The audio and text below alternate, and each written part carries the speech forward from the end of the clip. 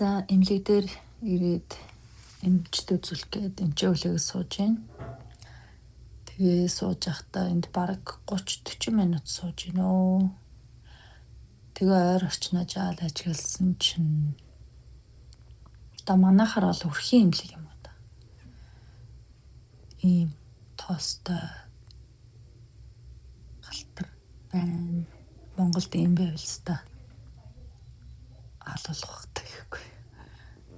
Анх ирээд Канад дээрээ бүх зүйлийн амар лаг цэвэрхэн манай гэж боддогс чи юу тийм биш, айгүй тийм хэнэггүй хэрэг юм энийг тоодоггүй юм шиг. Тэр зарим тал дээр бол надад гоё кул санагддаг. Зарим иймэрхүү одоо жишээ нь хоолны газар ч байд юм уу, эмнэлэг ч байд юм уу. Иймэрхүү газруудаараа ингээд бохор байгаа нь таалагддаггүй. Тэгээд энэ хүмүүс бас нэг тоодгүй юм шиг байна.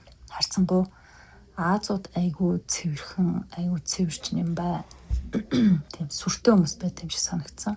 Аз хоолны газар орохоор жишээ нь хамаагүй цэвэрхэн байдаг. Үйлчлэгийн энэ ч гэсэн. Тэгээд энэ байна. Одоо энэ ч маань хэзээ орж ирэх юм. Бөөмт.